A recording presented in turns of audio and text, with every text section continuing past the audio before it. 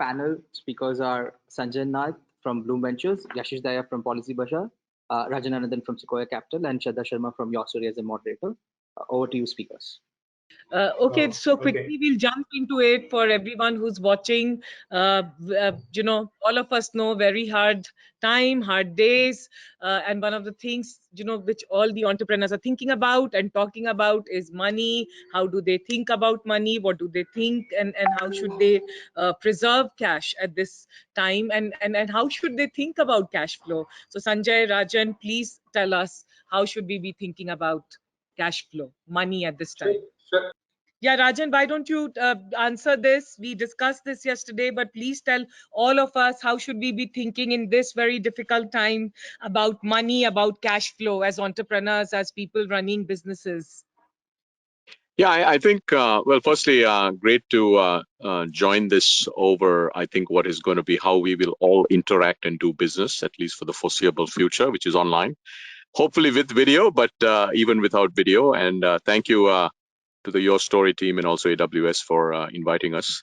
Look, it's maybe before I get into the specific money question, maybe just to reinforce what was said, I joined a few minutes of the previous panel. Look, it's an unprecedented time, right? It's a global healthcare crisis of a scale and magnitude the world hasn't seen in over 100 years. And that really is the priority, I think, for the world, which is to make sure everybody is safe and healthy. So I would say, look, before we get to money, I think the most important priority is, taking care of yourself, your family, and your teams at your company, and especially from a health and safety standpoint. Obviously, with the 21-day lockdown, one part of that for many companies, which is work from home, is done. You have to work from home, but I think for many companies that have some offline component, especially in businesses like e-commerce, food delivery, etc., taking care of your employees and making sure they're not just safe and healthy, but also I think engagement is going to be very, very important. I think we'll see that in about a week as people work from home. So I think there's a set of things that come before money that is actually pretty important, because unlike in previous financial crises, or whether it's 2008 global financial crisis, or every decade or so we get one of these, this is very, very different, where people are worried about their lives, they're worried about their health, they're worried about their families, and so on and so forth, and it creates a very, very different dynamic. So I think I'll just start with that, because hopefully you all have spent a fair bit of time talking about that. I think those sets of things are actually as important as the cash topic. I think when it comes to cash flow, sort of the way we think about it and what we've been talking to all our founders is, first and foremost, keep in mind that the plan that you had 2 weeks ago is no longer valid. And for many industries, it's not valid because your demand side is going to either, for many companies, the demand will go to zero, has gone to zero as of 2 days ago, especially if you're in many industries in India, or it's been severely impacted. And then there are a few industries where, you're going to have some tailwind in industries like edtech and gaming and so on, and maybe a few others. But for most startups, the business plan that you had for the year 2 weeks ago is no longer valid. So first operating principle is, make sure that you really think through, sort of a new plan. And the way we like to think about it is sort of coming up with a set of scenarios. So you could say, what we know for sure is this is not a 1 or 2 month phenomenon, right? This is going to last for many months and possibly many quarters. And sort of saying, look, let's say this is a 2 month phenomenon. This is a 4 month phenomenon. It's a 12-month phenomenon, right? So you could think of sort of that's sort of one axis, and the second one is what is your fundraising sort of scenario? What's clearly, unless you're in the very final stages of closing a round of investment, I think, especially if you're trying to raise a large amount of capital, it's going to take time, right? We're seeing rounds that are being pushed back, rounds that are not happening, so on and so forth. So basically, you try to, and for those of you that are interested, Sequoia put out something called the COVID Matrix. You can do a search for it. Try to build out a set of scenarios that you think are realistic. And then based on those scenarios, I think is when you figure out how much runway you really have.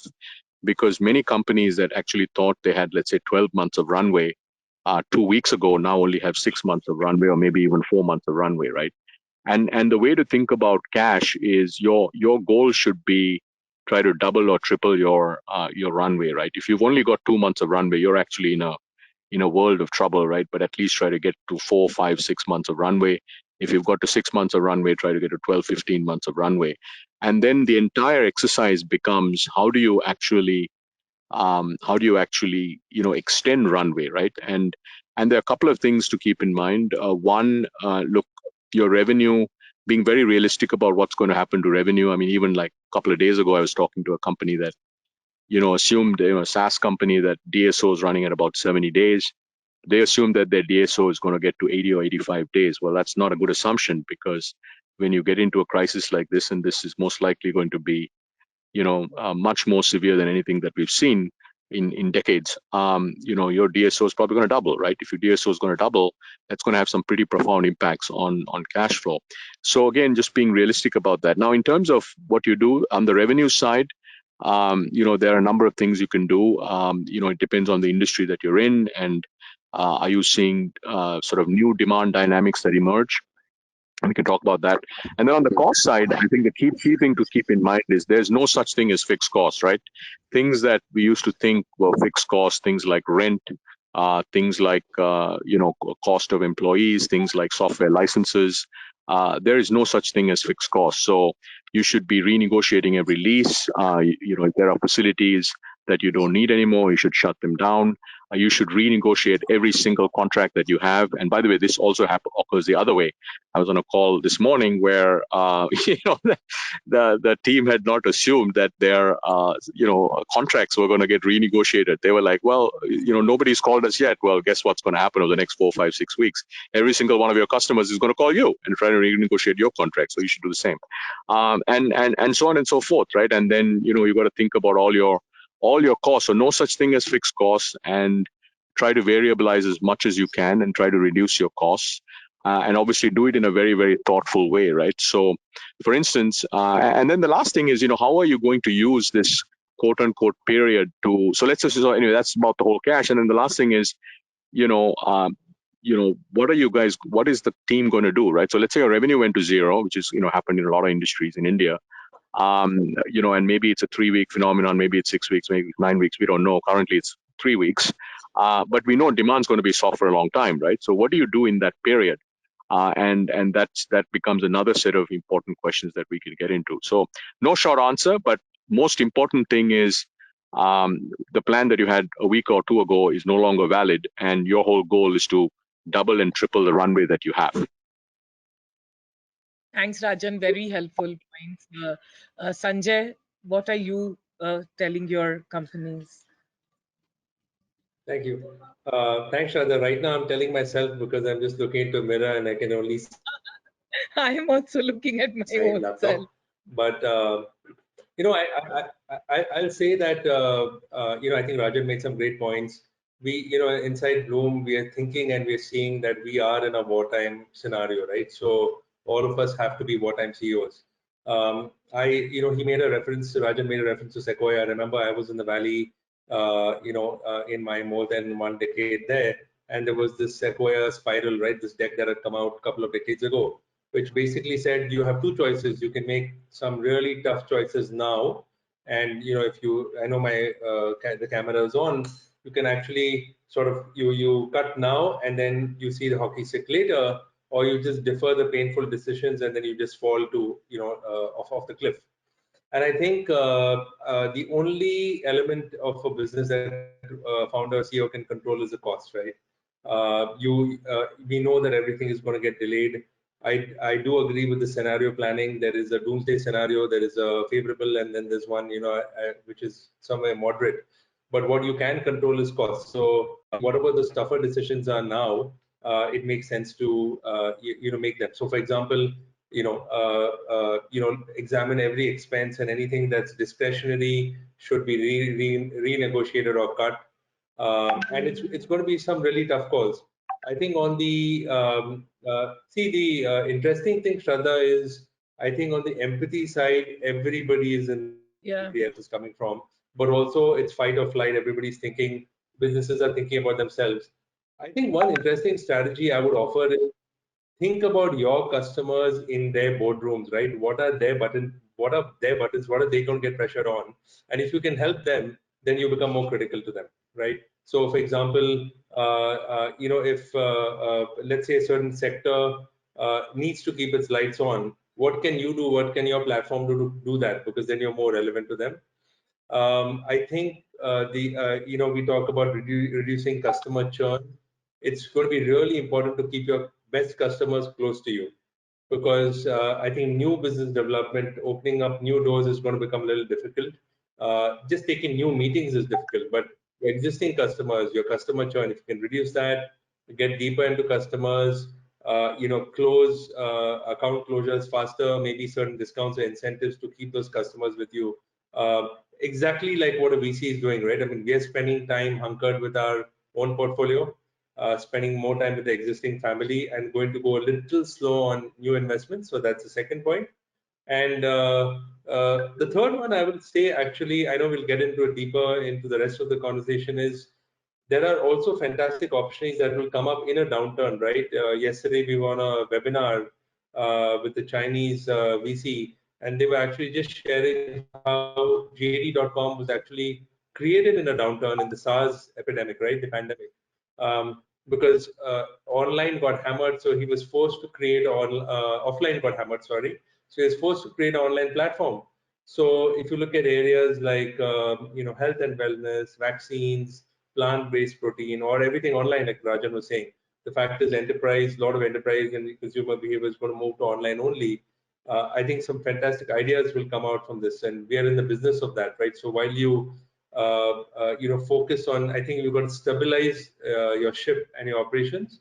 I think it's also good to think about what the new opportunities are that this downturn could present. Thanks, Sanjay.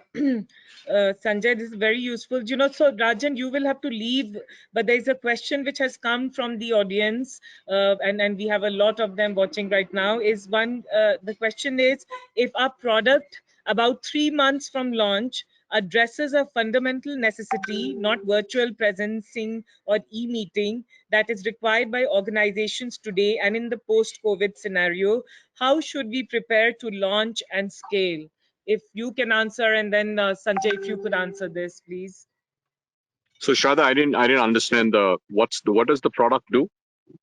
So it is, if a product about 3 months from launch addresses a fundamental necessity, not virtual presencing or e-meeting, that is fundamental necessity that is required by organizations today and in the post-COVID scenario. So, so not explained, but I'm assuming it's something to do with virtual meetings, right? But he said not virtual presencing or e-meeting. How should we prepare to launch and scale?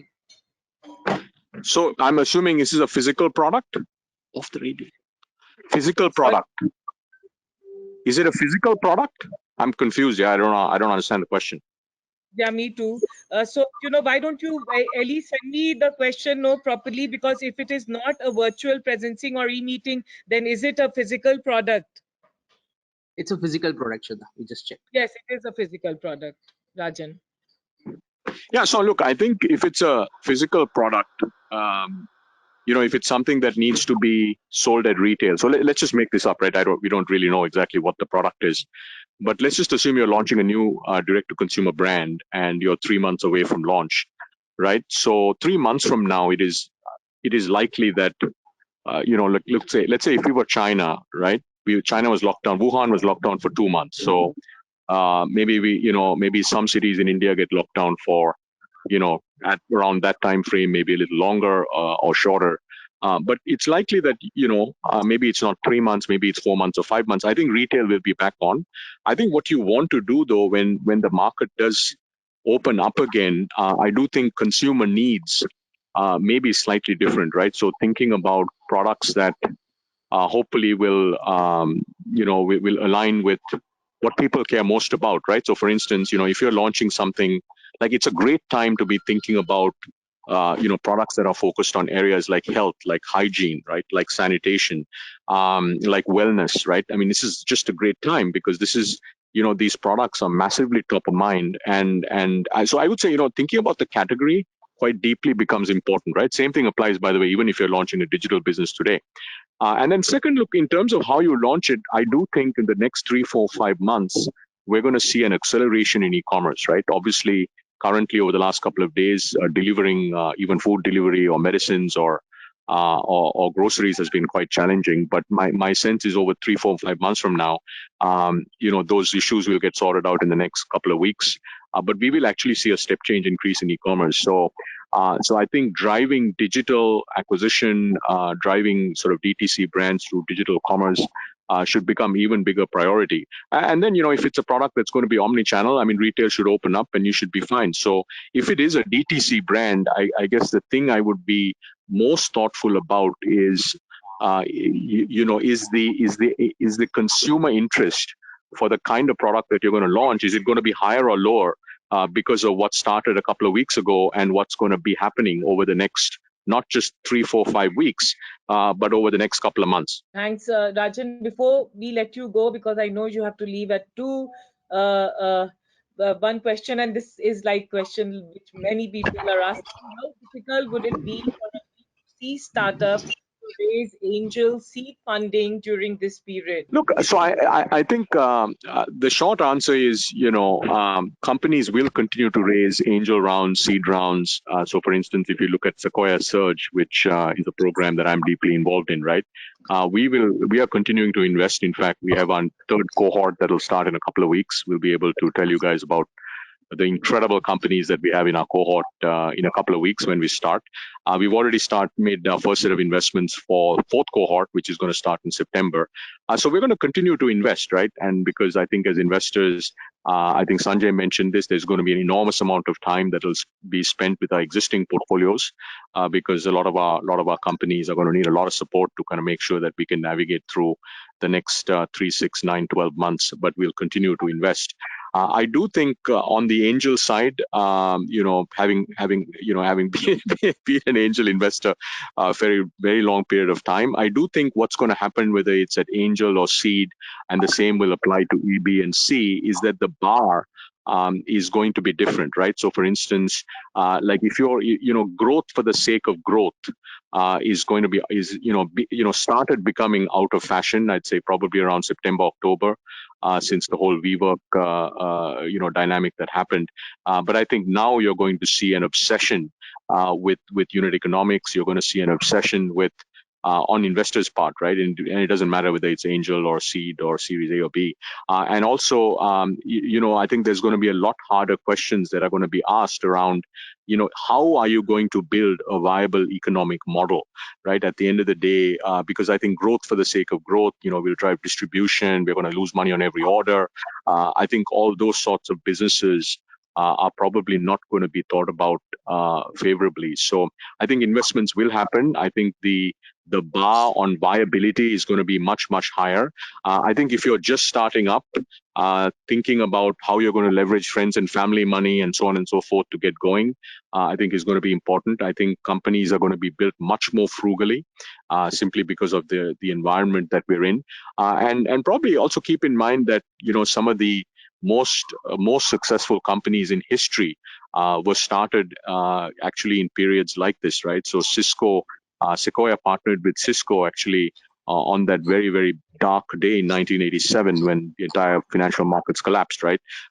Companies like Google and PayPal really got going on their revenue monetization and kind of exploded on revenue and value creation actually right after the 2000 crash, because they had to start generating revenue to become profitable, right? And then companies, actually the 2008 global financial crisis, believe it or not, Airbnb was founded right after the global financial crisis, right? And so was Stripe. So starting companies at this point, it's a good time to start, but you have to be very, very clear that you're meeting a massive consumer need, and you have to get growing, sort of frugally, right? And if you're a company that's, let's say, you raise some angel money, you're looking for seed funding, just make sure that your unit economics work, right? If you're a business that's sort of already generating some revenue. So for instance, one simple way I think about a business is, what is your gross margin, right? If you're running 70-80% gross margins, that's actually a good place to be, right? If you're a, and then, software companies, SaaS companies can run that kind of margins. If you're building a new consumer brand, let's say a DTC brand, if you're running 50-60% gross margin, that's a good place to be. If you're a B2B, or if you're any kind of e-commerce company and your gross margins are 6-7% and your CM1 is sort of negative and your CM2 is -10, that is not a good place to be, right? So it's become real, right? And as you and I talked about yesterday, Shradha, I think it's going to be a very, very difficult period for a large number of us. The world at large, startups and so on and so forth. But we will, mankind mankind always gets through, or the human race has always got through the biggest challenges. So we will get over this one too. And what I can tell you, what excites me is, whether it's 6 months, 9 months, 12 months, 18 months, whenever we are able to get through this collectively, the companies that are going to be standing in India are going to be 10x better. The founders are going to be 10x stronger, and the companies are just going to be 10x better because, all the fundamentals are going to improve dramatically, right? Unit economics are going to improve dramatically. So I think at the early stages, these are the kinds of things that you should be really thinking about, right? This is not the time to be building a nice to have company. Think about building a must have company, right? Ask yourself, if you're building a B2B solution or product, do my clients absolutely need this, right?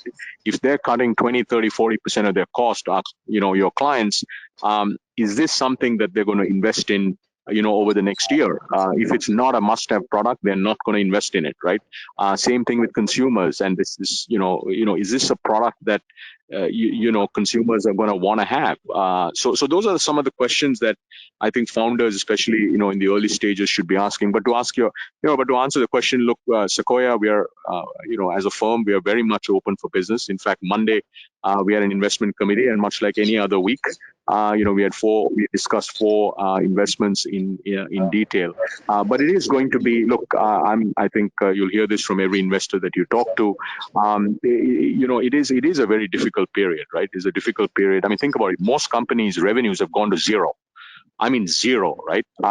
That's a number that most people don't recognize, especially if, after you've been post revenue for some period of time.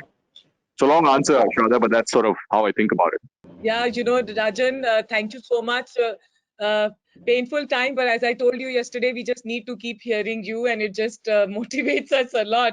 So hopefully you will be doing a lot more conversation with all of us. Thank you so much. Now I let you go because I think you have to go, right? So yes, thank you. I do. I'm very useful. Thank you so much, and have a great conference. Bye bye. Thank you. Thanks. So Sanjay, before I come to you, Yashish, you are there. You are a founder, which all of us look up to you. You have built a large business, PolicyBazaar. Tell us, how are you seeing, the current times, and how are you planning so that we can learn some practical things that we could do basis how you are navigating the current times? Sure. I think a couple of things. Every business that we're running both PolicyBazaar, PaisaBazaar, which was not just being run digitally, but could also be fulfilled digitally, in the sense, if people could buy a medical plan or a health or a life insurance plan without the need for physical inspections, if people could take a car insurance without the need for physical connect or any KYC, then that part of the business is able to operate quite smoothly. Doesn't have an issue. In fact, given the fact that people have a lot of concerns, only serious customers are coming, so conversion rates have really, improved, and productivity has improved. However, any business which had a physical leg, like let us say personal loans, if you do a personal loan, you do need to eventually, do some KYC to see that person is there or not. And the government had, there isn't video KYC available yet, or there isn't e-KYC available yet in the country. And so that business has obviously gone backwards quite a bit. And I think a lot of the good, the good learning has been that operationally, whatever we were doing, the work from home has only improved productivity. And the reason it's improved productivity is people just seem to be more conscious of their time when it's work from home. So that part seems to be working well. If I was looking at startups, anything that is able to, that is first of all something that customers in these times will also think about. That means it's important enough. Secondly, if it is something that can be delivered digitally and fully so, if the backend systems are such that you don't require as much physical, hand holding, then it seems to be working fine. Otherwise, there is a difficulty. Like, let me give a very simple example. Today, if you open if I want to do a certain transaction from my bank, if I can do it digitally, it's fine. If I need to fill up a piece of paper, then it's becoming incredibly hard, right? Because how do I get that paper? How do I send that paper, etc., etc. So I think if I was to give some guidance, my view is a lot of effort will go in on the tech part with all the banks, all the insurance companies, etc., in making the entire process seamless and flow through digitally, which will be great in the long run because productivities will improve. I think short term. Now, what is short term? What is long term? I see this lasting at least 3 months. I do not see it going away in a hurry. And I think whoever is planning should at least plan for the first quarter impact and maybe 50% second quarter impact. But that's what we're seeing. I think at this point, lending squeeze is coming. So we were talking to our lending business head, the CEO, and he was of the opinion that no, lending squeeze would not come. I'm the firm opinion lending squeeze is coming, because clearly in this time, people will slow down on hiring. People will slow down on giving new loans. So that part is just the supply will get taken away. I also feel cost management is critical, but we have to be, if we can afford it, we need to be, very considerate in the situation, because eventually a lot of our costs are people for pretty much everyone, and cutting those costs in these times is perhaps not appropriate, but then it depends on what people can do. On the marketing front, we are going to double down. We're going to expand. We're going to expand marketing, because this is a great time for us to take pole position, to strengthen the pole position from a leadership perspective in terms of marketing. So yeah, we see that as an opportunity. Thank you. Thanks so much. This is very useful. So Sanjay, there are a lot of questions coming from entrepreneurs, and I'll start now. Rajan is not there, so it's all you. You have to answer all the questions coming to the investors. Is there a similar downturn for tech, digital, and gaming startups? How do the investors look into this space? Do valuations take a hit or go upward? This question is specifically around digital and gaming, is it? Gaming and entertainment? Yes, tech, digital, and gaming startups, yes. Tech startups is quite broad. So, one thing I would say is that, we are in the business of backing entrepreneurs that go after opportunities, but, from the entrepreneur side, one shouldn't be too optimistic, right? In the sense, like what I mean is one should be myopic. The fact is that, it's interesting, right? I mean, a lot of us have suddenly rediscovered and discovered we have a lot of time on the hands, on our hands rather.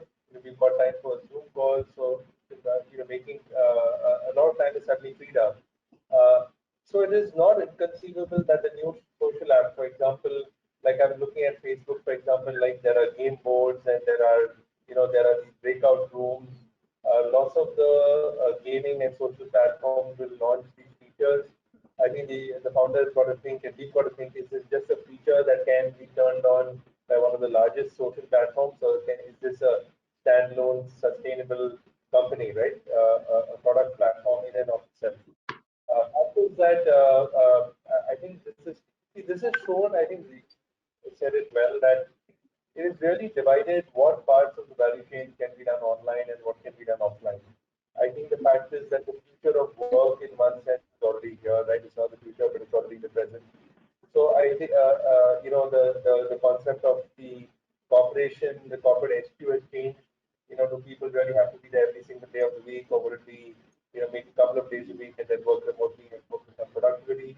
So coming back to your gaming question, I think, I don't have a stock answer, but what I would say is that if there is something that also touches us a little deeper, right? I mean, gaming can be, it could be a certain process that's gamified. It could be, different aspects of a regular, could be religion, could be sports that's gamified.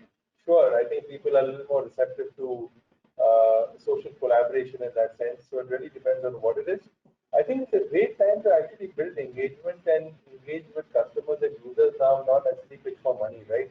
A lot of our, what I would say is it's a good time to build those bridges and pitch product versus pitch for investment now, because people have time and have mindshare. If that answers the question. So I think answer is yes overall. Thanks, Sanjay.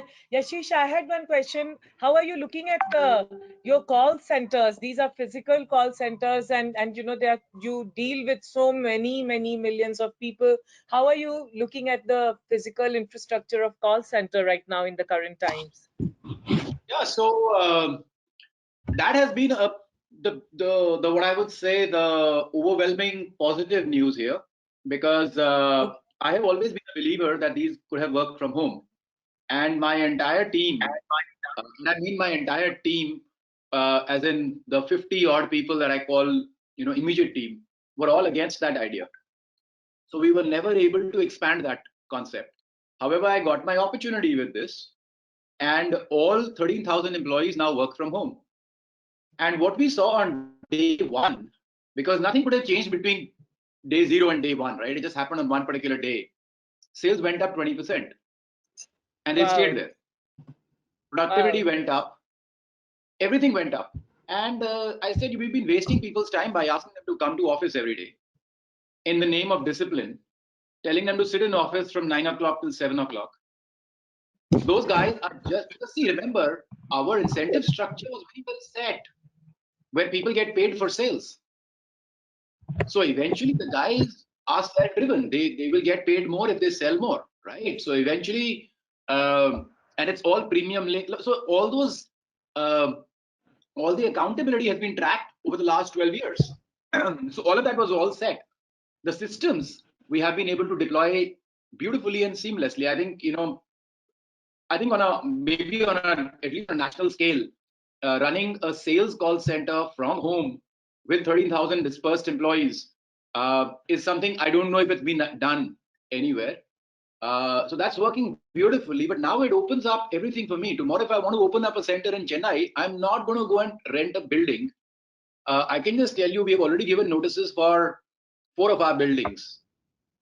We have like 9 buildings or 12 buildings, something, but we've already given notices for 4 of the buildings. So I don't see us having more than 50% of our capacity, even after the crisis is over, back in the offices. And I think that's a huge learning. Please also understand that's a big cost for us, running all these buildings and all that kind of infrastructure. So that's been the positive.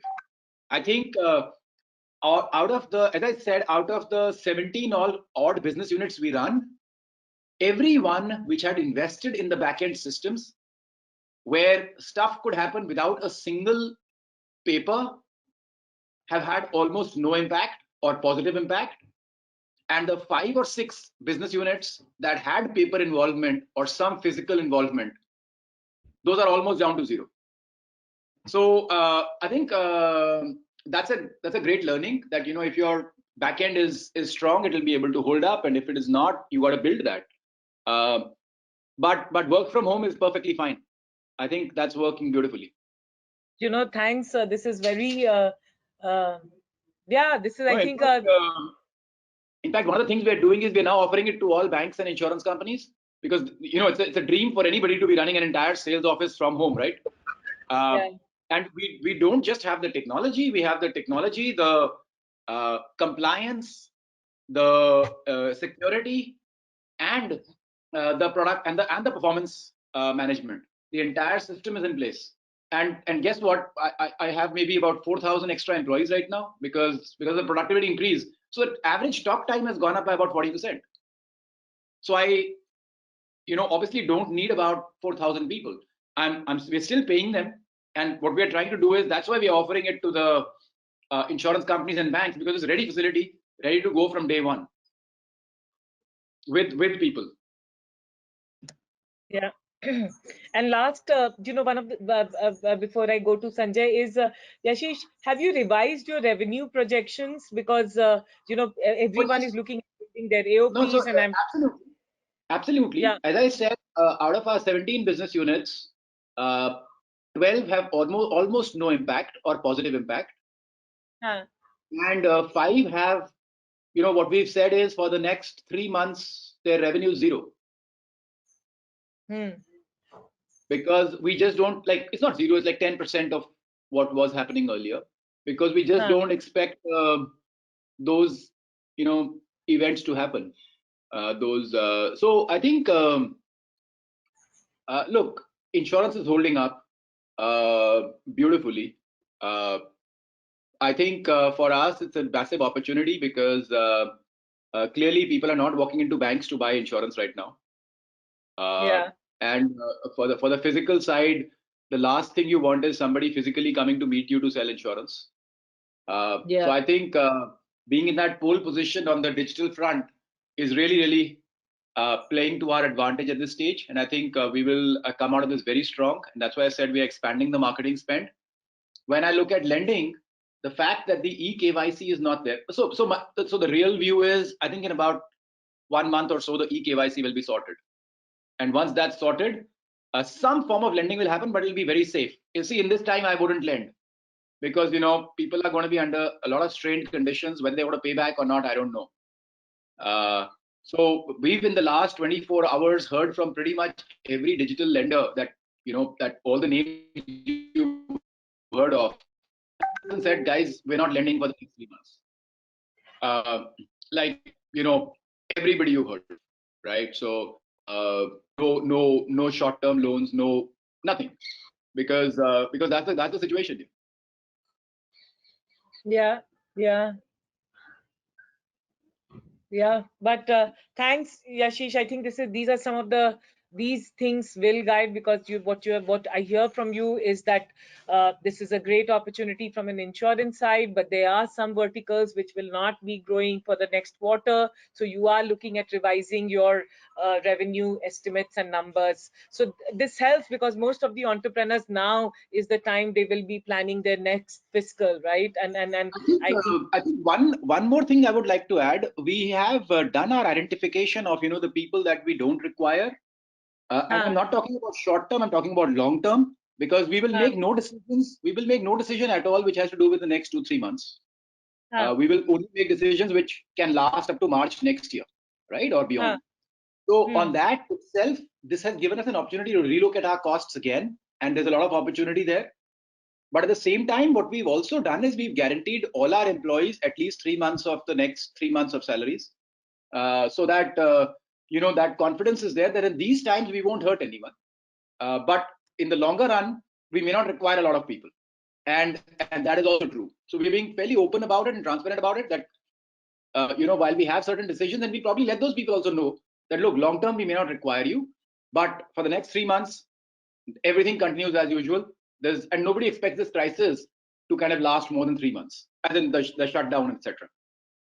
So but I have one question, Yashish, over here. So this relooking at the number of people that you require for your business, could you also see it more clearly because of this crisis, or you had planned this before? See, me and my team have always been divergent on this. I am slightly more focused on the cost side, and I see a lot of opportunity all the time. A lot of my team doesn't. But I wouldn't like to say it, but I think it's also a management versus founder mentality, because management feels good about having more people somehow, whereas our founder is very conscious, because that they see the money going out of the bank every time they're paying somebody. So to me, right, so I think it's just that, it's nothing more than that. Whereas a manager usually believes if the revenue grows, and that's unfortunately happened to some founders also, where you believe the revenue grows even a little bit, but the cost is much higher, it doesn't really matter, right? So but So I think that's just a thinking gap. I think businesses of that sort. So I can just tell you there were some businesses of ours which I will not name here because it's been announced today, which were of the type which can show very rapid revenue, but you know, we didn't know why we were doing them. So all of those have been shut down. Okay. Yeah, but and that's like very, very crystal clear. So they can display quick revenue, what you would call you know, pictorial revenue, but doesn't have genuine legs. You know, let me say like the affiliates business, right? You call somebody else's business your business for a while, especially if it's payouts led, etc. So that stuff, you know, for now we are very clear we're not doing. Okay. You know, honestly, this is one of the most honest and very useful conversation that we are having. And thank you, I'm saying, for saying things as they should be, because this is the time when entrepreneurs are all figuring out what to do and how to go about it, and this really helps. Yashish. Now coming to Sanjay. You know, I know you are a very, you know, if I have to say that in India, there, you know, one VC who can perpetually be very optimist and very founder friendly, it is you. Tell me, I want to understand few things. Is Blume going to slow down its investment in the next 1 or 2 quarters? Because that's what I'm hearing from most of the investors, that they're going to look at their current portfolio companies and not look at investing in new companies. One, and second thing is, like, you know, Yashish is saying that for him the insurance business, it's a good opportunity to take pole position. What are some of the other sectors and some of the other areas where you think there is opportunity which entrepreneurs should look at, you know, in the current times? So I'll take both questions. I think and then I have some thoughts on what Yashi said. I think it's fantastic. As far as, you know, the VC industry is concerned, as far as Blume is concerned. Sorry, go ahead. Can you be a little louder? Yeah. Is this okay? Is this better? Yeah. So as far as Blume is concerned, see, we remember that VCs are in the business of deploying capital, right? We have to deploy capital. So if you go slow now, you'll have to catch up later. I like one thing that Yashi said, that, you know, no smart VC or founder should make short-term decisions, right? Whatever decisions we make, also we have to make for the next 9 to 12 months, not the next 3 months. So if you go slow now, we'll have to pick up later, right? So I encourage the market and entrepreneurs to think of this not just the next 3 months. I mean, anybody who wants to raise should have enough, maybe do a small angel round now and not worry, right? If you're not able to, you not be in a VC for the next 1 or 2 months. Now, as far as Blume is concerned, we've got quite an active backlog. I will share with you that we had put our sort of ICs on a temporary kind of hold for a while, but we still have a very active backlog.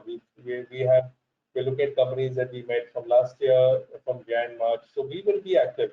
It's just that I think we're going to take our time, right? So it's not like a moratorium or a freeze on new investments. It's just that we've got to spend more time with the existing family. I use that word, existing portfolio. Again, I think that for entrepreneurs that are pitching now, it's a great time to pitch product versus investment. I mean, let's look at some examples, Shradha, right? If you look at, let's say, the Blue Tokais and the third wave coffees, they're going to go through a bit of a hit right now, right? Because retail is shut. When we think of our own, you know, whether it's a Bounce or a Zulu, fantastic companies, Rajan used the word zero revenues, right? I mean, the fact is the government shuts down something for the national safety, we are going to go through a hit. But I think it's a great time to engage users and customers with product, right? For example, you know, if you have a PolicyBazaar, like Yashish obviously has, his act and the company's act together. But let's say there's a large company that's hurting, and your platform can be the backbone of that company. Then it's a great time to pitch, that product or platform to those large customers. And by the way, VCs are going to take notice because that's going to come up in the board meeting, right? So I think there are very creative ways to pitch versus just knocking on a VC's door. Can you be helpful to their companies? Can you be helpful to them? I think that's an interesting way to, think about the current situation. The second question you asked about was, let's think about it, right? We talked about the future of work.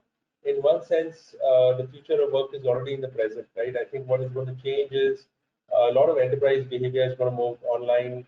I mean, we talk about cloud all the time, but basically, if you look at like things like education, training, uh, anything that involves long distance, digital. I mean, the whole enterprise behavior is going to move online, right? Think about Zoom, webinars. So there's going to be, I mean, that's an interesting area.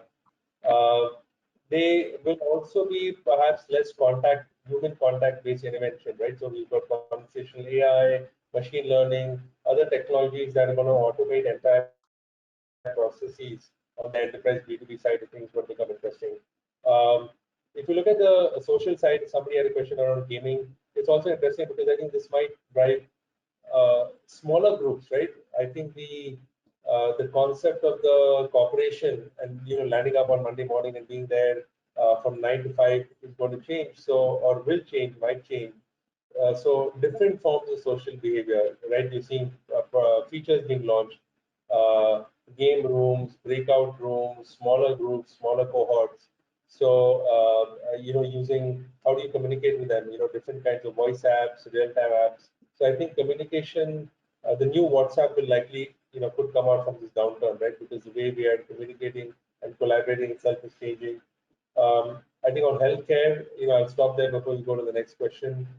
Again, right? I mean, whatever the source of the origin of this pandemic was, but plant-based proteins, vaccines, health and fitness, wellness is we have that sector has a lot of our personal mind share, not just as a VC, but even as a person, right? So I think health and wellness would be very interesting. And I think finally, the Yashish also put this very well, the blend of online and offline, right? If you break up a value chain of our businesses, and you're an entrepreneur targeting an enterprise or other customer, that what parts can be done offline, what can be done online, right? So focusing on the digital side, the parts that can be broken up, and maybe there is a platform that can address parts of it. So clearly, I think the organization of the future, you'll have a lot of Harvard Business Review articles coming out of this. I think organizations as animals and as organizations as animals itself will change, so that will throw up a lot of new opportunities. Yeah. What should be the strategy to acquire new enterprise clients? Is one of the early stage startups asking in this situation. Yeah, COVID-19. So that's a great question. It's a tough one also because we were just talking about in this quote unquote downturn, uh, hanging on to your best customers, existing customers is the most important, right? Because they're going to drive your revenues. Rajan is talking about lots of companies may go down to zero revenue, especially on the consumer side, the B2C side. So I'll start off by saying that while you go after new customers, make sure that part of the team is assigned and make sure that you take care of your existing customers because they're the ones that will help you tide over the storm. So new customers, I think, is going to be challenging. A couple of thoughts. I think one is successful case studies, right? So for example, maybe free pilots or special incentives or let's say, like let's say a 1-year contract which you sign now, at more attractive terms, right? I think it's helpful to be perceived as being helpful in this economy versus just being a salesperson, right? What I mean by that is that I think price should not be the starting point and the only driver. I think the fact is you're reaching out to the good CEOs, the good founders, they're going to reach out to customers and their employees with a lot of empathy, with a very clear strategy saying that, listen, we're all going through this together, but we have a service that our existing customers like and we'd like to be helpful. Maybe a 3-month trial is a way to start.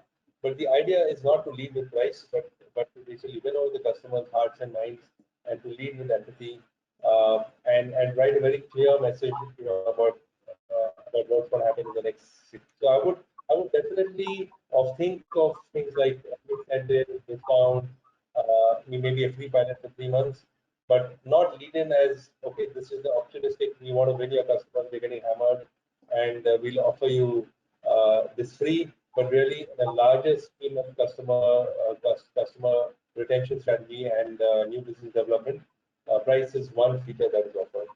Maybe Yashish would like to add to that also. Yeah, my view is on the B2B side, people have a lot of stuff going on right now.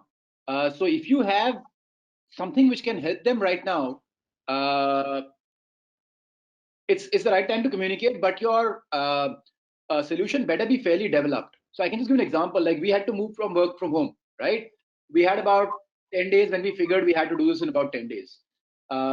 If at that time somebody had come in and said, I have a ready solution, it's already working, I have an existing client, where it's scaled and all that kind of stuff, and we felt confident that was a great opportunity, somebody got in, we would have never, we would have acted very fast. So I think one's got to guess what are the opportunities that are immediate over the next 3 months, and this is where you need to be short-termish, I believe, because from a development perspective, nobody's making those long-term decisions that what's going to help me next year.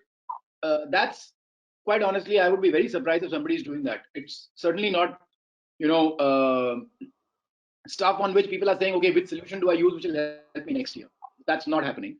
I think, but if you have something which is instantaneous for this current situation, which can be got out there, and then, yeah, it's a great time to reach out to people. Otherwise, listen, I feel in business, you get 1 or 2 chances to reach out to people, right? This may not be the time to waste those chances. If it is like, maybe the guy will think about it at some point. Thanks, Yashish and Sanjay. One last question that comes in this time, how do you keep the teams motivated? Some of the learnings from your end, like last few days. Yashish, why don't you start? I'll add to that later. So, yeah, on my side, not just teams, but also partners, regulators, everybody, not just motivated. I've decided to start communicating a lot more. Written communication, verbal communication, recorded videos, etc. I think that part is very critical. I think I'm also encouraging the teams then to do the same further. But I think all parts of the communication, or like we used to earlier send just emails or whatever. I think a video format, and keeping people updated on what you're thinking at a strategic level and being extremely honest about it is something we're doing quite a bit of, and we've increased that. I think the second part is keeping tab of all the metrics and ratios, and watching the performance on a regular basis, not just for us but for everybody. Like, just before this, I was having a review on our SEO teams and making sure that our SEO teams were still functional. They should know that they are still being tracked, right? If they feel they're not being tracked, then things will sort of, and they should know that their work is being appreciated by somebody. So I think both things, right? One, you need to do this, and the second is that it's being appreciated. I think both those things need to really come into place, and for that, it's hard here, especially if you are a organization of more than 10-20 people. It starts to become hard because 3-4 people you'll be in touch all the time, but the moment you get beyond that, I think that's a hard bit, and I'm working quite hard on that. I spend about half of my time every day thinking about how to do more of that. I'll just add quickly to that. Yashish is sort of speaking from the heart and from the trenches. I think there are two sides to this. I think this is going to be a sign of the strong leaders and the founders and the CEOs who communicate, right? I think there's the formal side where it's very important to communicate very transparently and openly and candidly, right, to your teams. At Blume, I'll share. Some of you you also closely follow us on Twitter. We've actually had everything from the softer side to remember. I mean, what is a VC, right? A VC is a collection of portfolio companies, but Blume is also quite large. Sometimes I lose track of how large we are ourselves. I mean, we are more than 20 people. If you include all the shared services, Constellation, we're more than 50 people, 50, which is very large for a Series A fund, Series A fund. We've done everything from Zoom sessions with yoga in the mornings to musical nights, to actually getting outside speakers exactly like a Yashish, like a Rajan, and like a Yashish to come in and share what did they do in past downturns, like Y2K, in 9/11, in the financial downturn in 2007 and 8. What are the strategies that they took? Every day we have a new session. We've called it internally Davids versus COVIDs, the whole David versus Goliath sort of paradigm. And we're just seeing incredible sharing and learning. Manish Sharma of Printo, again, that's on Twitter, shared the internal deck. So I think we're finding people are very, very open to sharing and learning, which is very important.